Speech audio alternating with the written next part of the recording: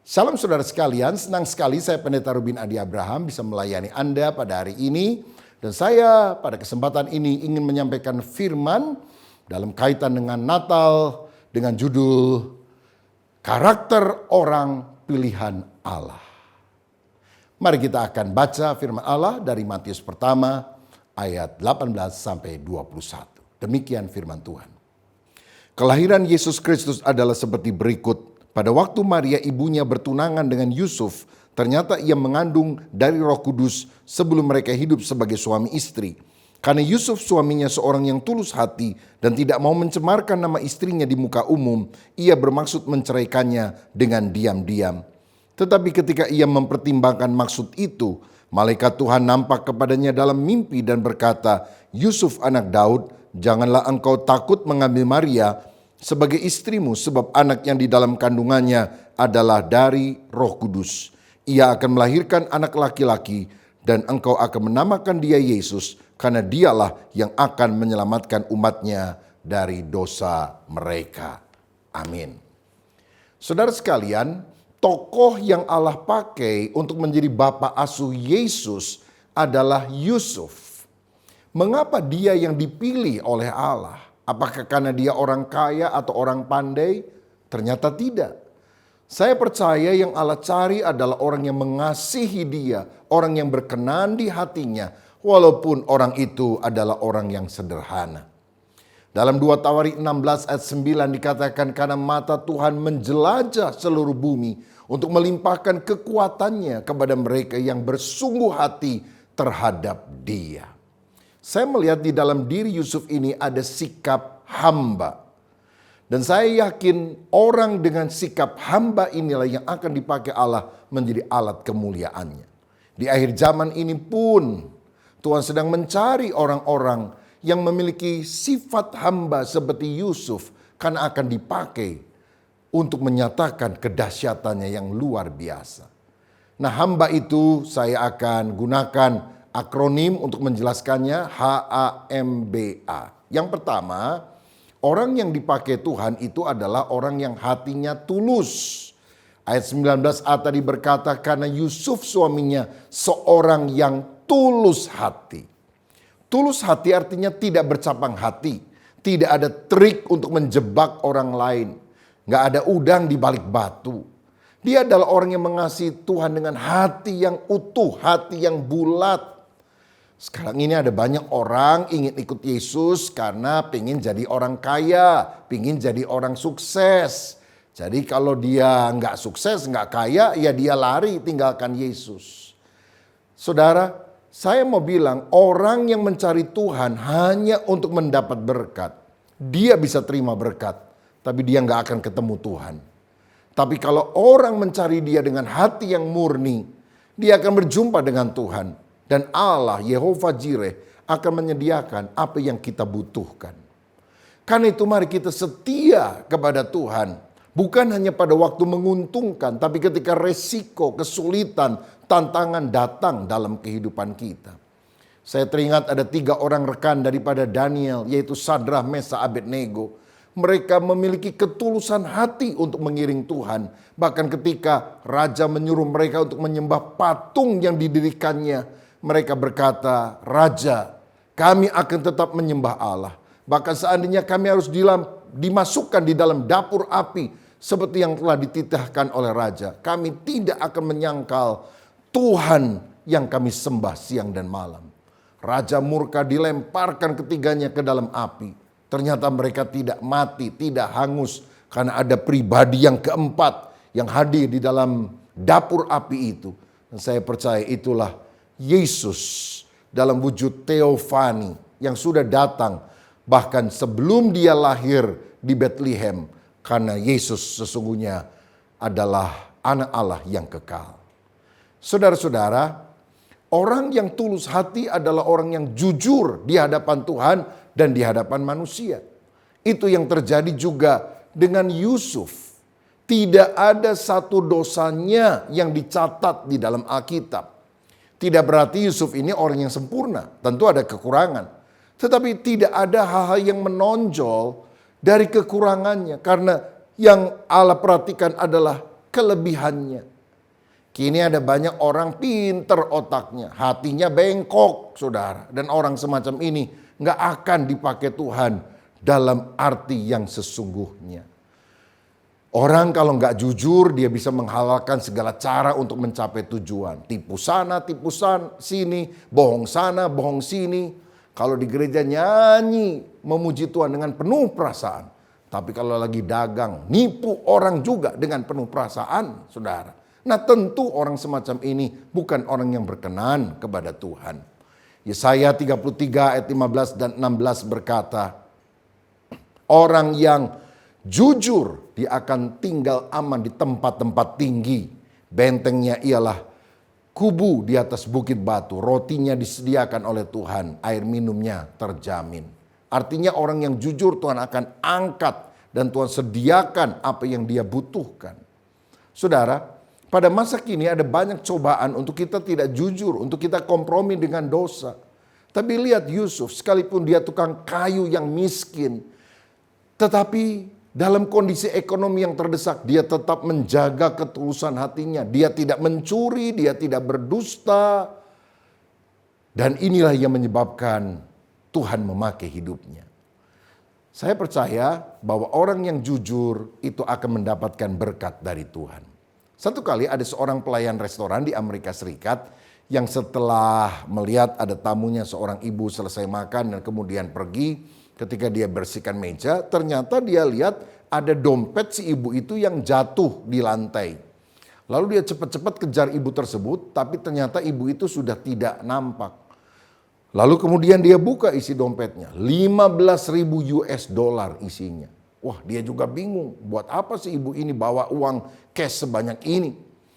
Untungnya di sana ada catatan alamat daripada si ibu tersebut. Cukup jauh rupanya, saudara. Jadi akhirnya setelah selesai kerja, dia naik kendaraan umum pergi ke rumah ibu itu, harus pindah beberapa kali. Dan akhirnya dia bisa mengetuk pintu rumahnya dan si ibu itu yang membuka. Dan tampak wajah ibu itu sedang cemas, saudara. Lalu si pegawai ini bilang, ibu maaf, ibu kehilangan dompet ya? Oh, kok kamu tahu? Iya, tadi ibu kan makan di restoran tempat saya kerja. Rupanya dompet ibu jatuh. Ini dompetnya, semua uangnya utuh. Diperiksa, dihitung 15.000 dolar utuh. Oh, karena senang sekali. Maka si ibu itu memberi persen kepada orang ini. 5 dolar, saudara. Nah 5 dolar ini untuk ongkos pulang pergi aja nggak cukup. Tapi si pelayan restoran tetap berkata, terima kasih ibu. Memang ini adalah hak ibu. Lalu dia pulang. Tetapi keesokan harinya si ibu ini cerita tentang hal ini kepada tetangganya yang adalah wartawan sebuah koran. Dan artikel ini kemudian dimuat keesokan harinya. Inilah orang yang terjujur di Amerika Serikat. Namanya ini, lalu kerjanya di sini. Di restoran disebutkan, saudara. Wah, sejak itu restorannya jadi laris karena semua orang ingin ketemu sama pelayan yang jujur ini. Bahkan banyak orang kemudian memberikan berkat uang kepada dia yang jumlahnya itu ribuan dolar kalau dikumpulkan. Dari sini kita melihat bahwa orang yang jujur satu kali Tuhanlah yang akan memberkati dia. Mari kita jadi orang yang tulus hati seperti Yusuf supaya kita dipakai Allah. Yang kedua, setelah hatinya jujur, yang kedua abaikan dendam. Ayat 19b dikatakan Yusuf tidak mau mencemarkan nama istrinya di muka umum.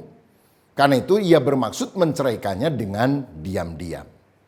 Saudara, Yusuf bertunangan dengan Maria. Nah satu kali Maria pergi ke luar kota selama 3 bulan. Dan ketika dia pulang dari luar kota, Maria ternyata hamil. Dan usia kehamilannya itu cocok dengan usia ketika dia berada di luar kota. Nah tentu saja ini menimbulkan asumsi dalam pemikiran Yusuf. Jangan-jangan di luar kota dia telah berselingkuh dengan pria yang lain. Karena umur kandungannya kok mirip-mirip dengan usia ketika atau dengan waktu ketika dia ada di luar kota. Nah, melihat hal ini tentu dia patah hati, pahit hati, rasa dikhianati. Dia bisa memaki, dia bisa marah, dia bisa mengekspos kejelekan Maria di muka umum. Tapi ternyata itu tidak dilakukannya. Karena dia orang yang mengabaikan dendam. Alkitab berkata, dia mau menceraikan Maria secara diam-diam. Dia tidak mau mencemarkan nama baik Maria. Pada masa kini ada banyak orang yang gampang sekali menjelekan orang lain di sosial media. Padahal orang yang dijelekan itu tidak dia kenal dengan baik. Dan kalau ternyata apa yang dia sampaikan itu ternyata salah, ya gampang minta maaf saja, selesai urusan. Padahal nama orang itu telah habis dijelek-jelekan. Saudara, saya rasa ini adalah hal yang sangat tidak baik, tidak berkenan kepada Tuhan. Lihat, Yusuf. Dia tidak mau membalas dendam walaupun dia bisa melakukan itu. Ajukan saja Maria ke sidang pengadilan agama. Dan saudara tahu hukuman bagi wanita yang dulu kedapatan berbuat zina apa? Dirajam batu sampai mati. Tetapi sekali lagi saya mau katakan Yusuf adalah orang yang mengabaikan dendam pribadi dalam hatinya. Dia menyerahkan semua kepada Tuhan. Karena dalam Roma 12 ayat 19 dikatakan Tuhanlah yang berhak untuk menuntut balas. Karena Tuhan adalah hakim, kita tidak boleh menghakimi orang lain.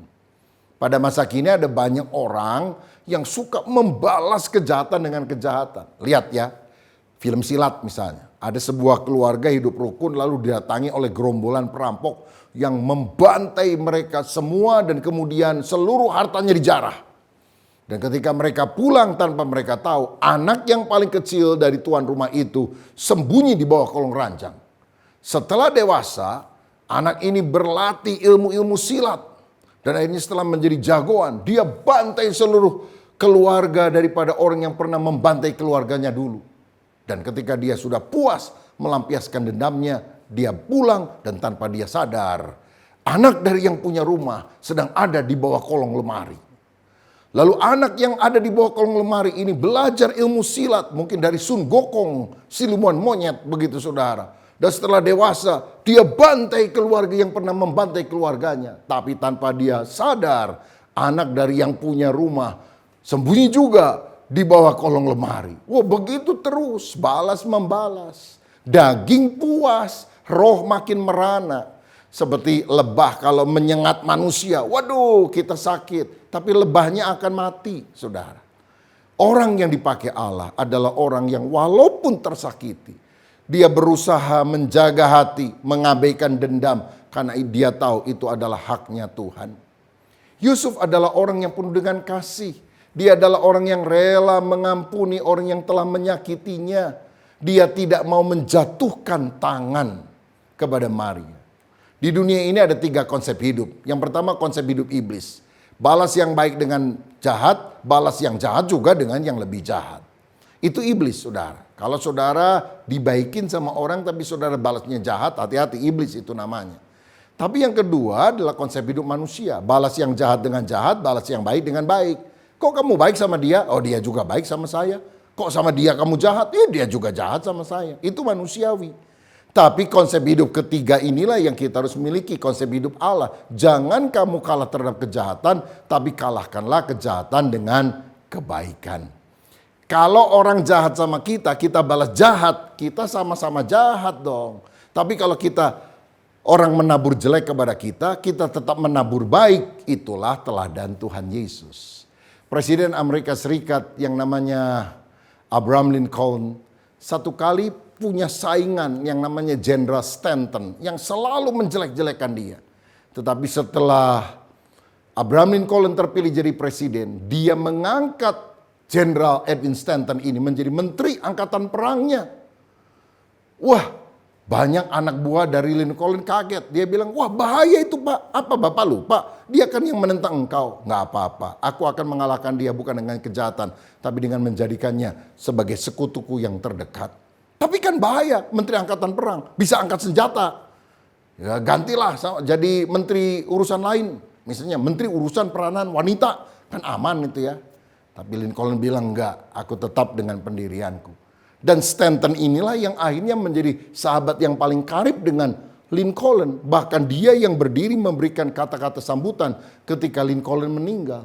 Dengan demikian kita melihat bahwa kasih itu mengalahkan kegeraman dan dendam. Hati hamba itu terdiri dari hatinya tulus. Yang kedua, abaikan dendam. Yang ketiga, Yusuf adalah orang yang membangun komunikasi dengan Allah. Ayat 20, tetapi ketika ia mempertimbangkan maksudnya itu, malaikat Tuhan nampak kepadanya dalam mimpi dan berkata, Yusuf anak Daud, janganlah engkau takut mengambil Maria sebagai istrimu, sebab anak yang di dalam kandungannya adalah dari Roh Kudus. Alkitab menunjukkan bahwa firman Allah datang berulang-ulang kepada Yusuf. Lewat malaikat, lewat mimpi, lewat cara-cara yang lain. Dari sini saya melihat Yusuf itu adalah orang yang suka menjalin relasi yang akrab dengan Allah. Sehingga Allah kapan saja bisa berbicara kepada dia lewat mimpi, lewat malaikat. Dan Yusuf mendengar firman Tuhan itu. Yusuf juga pernah mendengar Tuhan berbicara melalui malaikatnya. Ketika orang Majus datang dan pulang, dia bilang sekarang bawa anakmu ke Mesir karena Herodes akan membunuh anakmu. Saudara, Yusuf adalah orang yang tahu cara mengatasi masalah.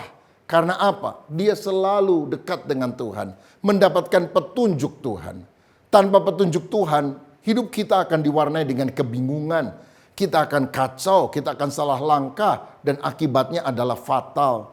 Yusuf adalah orang yang peka secara rohani. Karena itu saudara, di tengah dunia yang penuh dengan tantangan ini, mari kita membangun komunikasi yang akrab dengan Tuhan. Lewat dua jalur ini. Doa di mana kita berbicara kepada Tuhan. Dan firman di mana Tuhan kita izinkan berbicara kepada kita. Yang kita baca mungkin adalah logos, ayat yang tertulis dalam Alkitab. Tapi kalau kita berdoa dan mengizinkan Roh Kudus berbicara, tulisan yang ada dalam Alkitab itu seakan-akan bisa berbicara secara pribadi. Melompat keluar dari buku Alkitab, menjamah kita, mendorong kita untuk melakukan apa yang Tuhan perintahkan. Dan itulah yang kita sebut sebagai rema. Saudara-saudara, apakah Tuhan bicara lewat malaikat, lewat mimpi atau hal yang lain? Itu adalah cara Allah.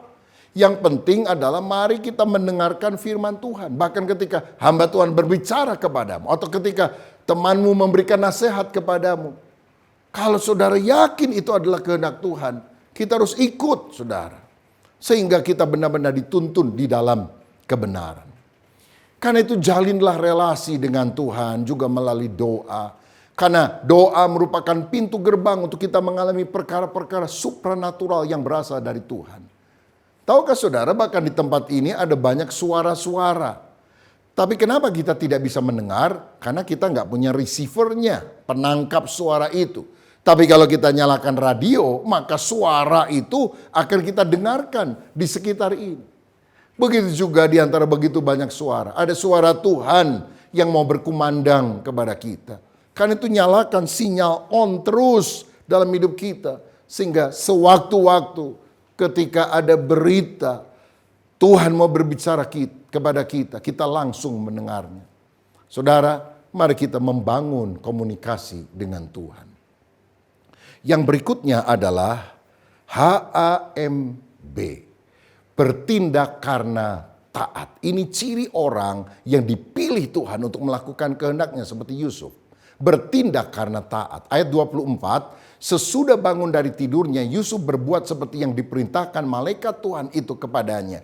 Ia mengambil Maria sebagai istrinya. Saudara, mendengar firman Tuhan itu baik. Baca Alkitab setiap hari itu sangat baik. Tapi yang paling baik adalah mentaati, mengikuti petunjuk firman, dan melakukannya di dalam tindakan nyata. Contoh di dalam Alkitab adalah Abraham.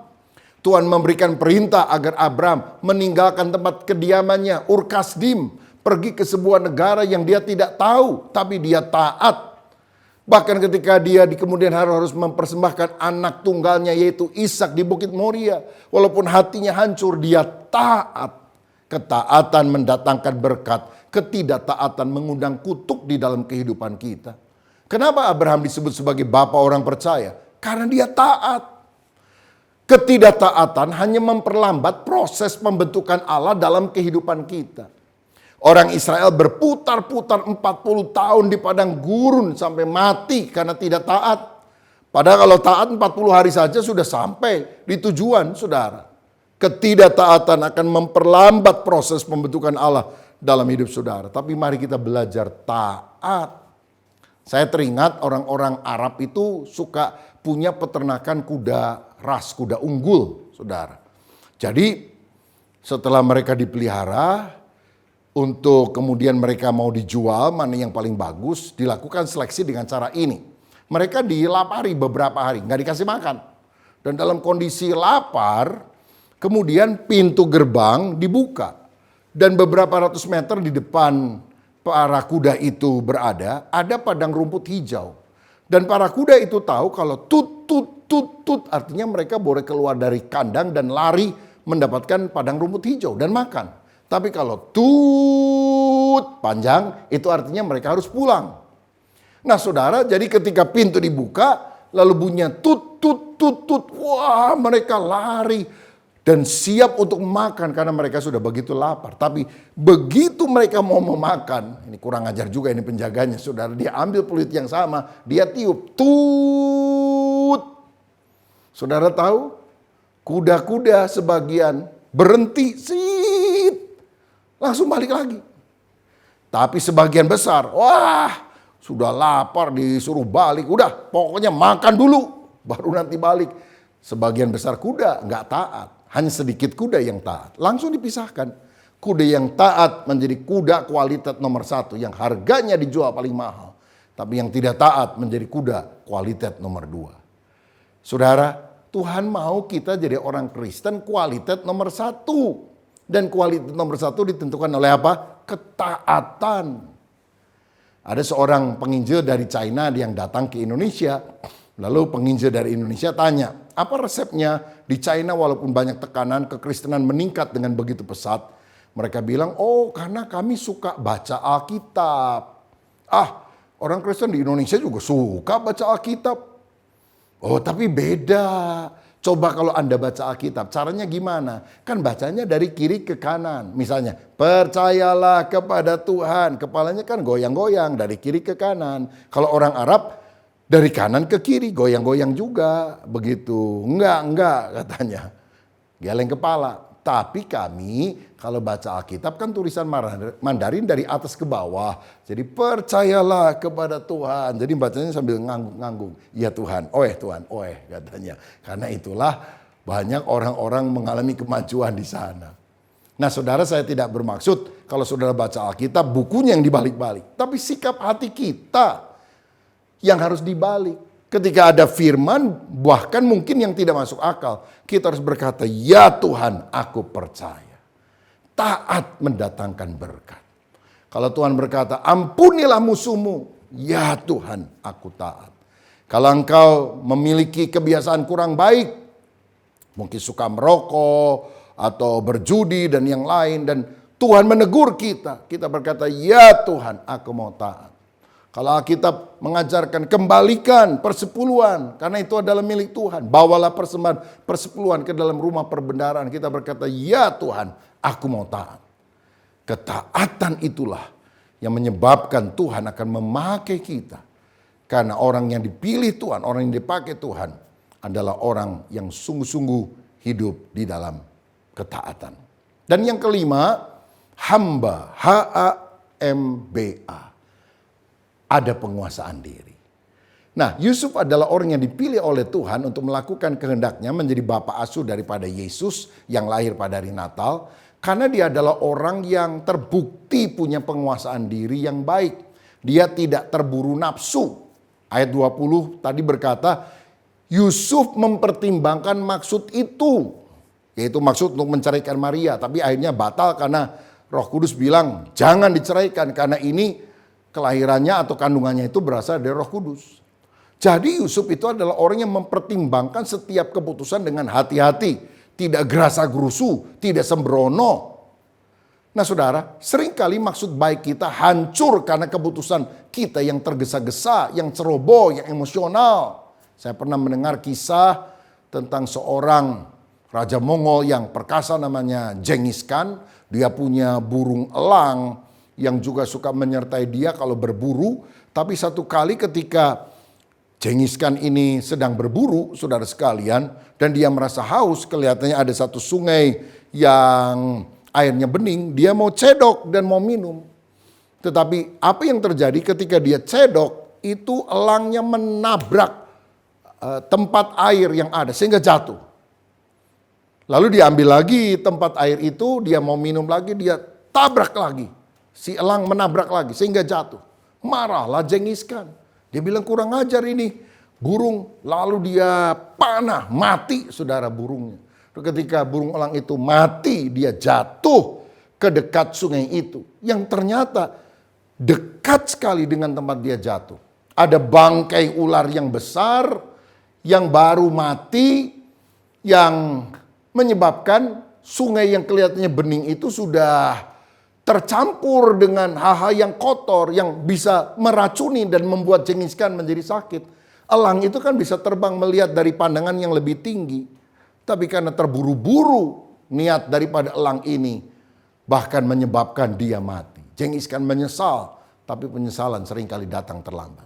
Saudara, jangan kita gampang emosi sehingga kita akan mengalami kerugian. Saya pernah dengar sebuah cerita ya, ada seorang bapak ketika anaknya pulang dari sekolah, dia langsung bilang, mana rapot kamu? Karena dia tahu hari itu hari pembagian rapot. Langsung diambil. Anaknya bilang, tunggu dulu Pak, saya mau jelaskan. Nggak usah, Papa juga bisa baca. Begitu dibuka, waduh merah semua. Marah bapaknya. Kamu anak kurang ajar, dari kecil digedein. Udah gede nggak bisa dikecilin, makan hati. Oh bikin maru. Tunggu Pak, saya bisa jelaskan. Nggak perlu penjelasan lagi. Ya mulai hari ini kamu tidak boleh keluar rumah, tidak boleh belajar nonton sama teman-teman kamu. Wah, tiba-tiba anaknya teriak, "Papa, tunggu sebentar. Nih rapot saya." Dia keluarkan rapot dari dalam tasnya. Begitu bapaknya lihat, oh iya, kok ini rapot nama anaknya. Dilihat nilainya bagus semua, 89. Lalu bapaknya tanya, "Ini kalau tadi ini rapot siapa ini yang merah semua?" "Itu kan rapot Papa dulu waktu kecil. Saya temukan di bawah kolong ranjang." Wah, bapaknya jadi malu saudara sekalian. Karena rupanya yang bodoh bukan anaknya tapi bapaknya. Tapi saudara karena sudah terburu nafsu, emosi, maka dia yang akhirnya merasa dipermalukan oleh dirinya sendiri. Mari kita belajar memiliki penguasaan diri. Yusuf adalah pribadi yang tenang, menguasai diri, dia mengizinkan Allah terlibat memberi petunjuk yang terbaik dalam kehidupannya. Karena itu mari kita juga belajar menguasai dulu. Mikir dulu baru ngomong. Jangan ngomong dulu baru setelah itu dipikir. Jangan cepat menuduh, memvonis orang lain. Dan penguasaan diri itu juga dinyatakan di ayat 25. Tetapi Yusuf tidak bersetubuh dengan Maria sampai ia melahirkan anaknya laki-laki. Dan Yusuf menamakan dia Yesus. Wah, ini luar biasa. Yusuf Maria itu sudah suami istri loh saudara. Berhak untuk malam pertama. Tapi Yusuf menahan diri dan tidak menggauli istrinya ini. Karena dia tahu ini adalah dari Roh Kudus. Anak muda sekarang, oh belum sah sama suami istri aja sudah luar biasa. Tangannya gesit ya kalau pacaran ke sana sini. Nggak tahan nafsu, akhirnya kebobolan. Saudara, orang yang tidak tahan nafsu sulit dipakai oleh Allah. Pekerjaan Tuhan bisa rusak di tangannya. Dia bagikan orang yang membawa bom waktu. Seperti Simpson. Yang walaupun hebat, tapi karena dia tidak bisa tahan nafsu, akhirnya mati dia. Saudara, Amsal 25 ayat 28 berkata, orang yang tak dapat mengendalikan diri adalah seperti kota yang roboh temboknya. Karena itu ingatlah, buah roh yang ke-9 adalah penguasaan diri. Mari kita menguasai nafsu kita. Nafsu makan boleh, rakus itu jangan. Nafsu marah, nafsu belanja, atau nafsu apa lagi? Nafsu birahi. Ya, jadi mari kita kuasai. Ada orang kalau udah lihat makanan enak, wah nafsunya muncul jadi rakus. Ada encim tua, darah tinggi tapi makan sate babi. Orang lain bilang, Cim hati-hati darah tinggi. Tenang cu, darah Yesus lebih tinggi katanya. Lah ini kan mencobai Tuhan saudara sekalian. Nah karena itu mari kita menguasai hidup kita supaya iblis tidak bisa menjatuhkan kita. Kalau ada yang lagi pacaran nih anak-anak muda, jangan sedikit bicara banyak usaha, tangannya lincah, gerimis, lampu mati, ada pembantu di sana. Bi tolong beli kopi di Bogor, besok aja pulangnya. Wah repot saudara. Tapi jadilah seperti Yusuf, baik Yusuf perjanjian baru ataupun Yusuf perjanjian lama yang pernah digoda oleh Tante Potifar. Tetapi Yusuf meninggalkan bajunya di tangan perempuan itu dan lari keluar. Ya, kalau ada godaan jangan lari masuk ke dalam rumah, ke dalam kamar, tapi lari keluar. Artinya jauhkan diri dari segala godaan. Salibkan keinginan daging. Dan saya yakin kalau kita punya sifat seperti Yusuf, hati hamba yang telah saya jabarkan tadi, Tuhan akan memakai kita menjadi alat kemuliaannya. Maukah saudara hari ini berkata, Tuhan, aku ingin memiliki hati yang tulus. Aku ingin mengabaikan dendam di dalam hidupku. Aku ingin membangun komunikasi yang baik antara aku dan Engkau. Aku juga ingin belajar taat ya Tuhan. Bertindak karena taat. Dan aku juga ingin memiliki penguasaan diri. Kalau itu doa saudara, mari kita tundukkan kepala. Bapa terima kasih untuk firman-Mu. Dan biarlah menjelang Natal ini kami ingat bahwa Tuhan Allah sendiri telah memakai Yusuf untuk menjadi bapa asuh daripada Yesus. Karena ada karakter yang indah yang dimiliki oleh Yusuf. Biar kami juga memiliki karakter sedemikian. Sehingga pada akhir zaman ini Engkau juga memakai kami sebagai alat-Mu yang luar biasa. Berkat atas kami dalam nama Tuhan Yesus. Haleluya. Amin. Tuhan Yesus memberkati saudara.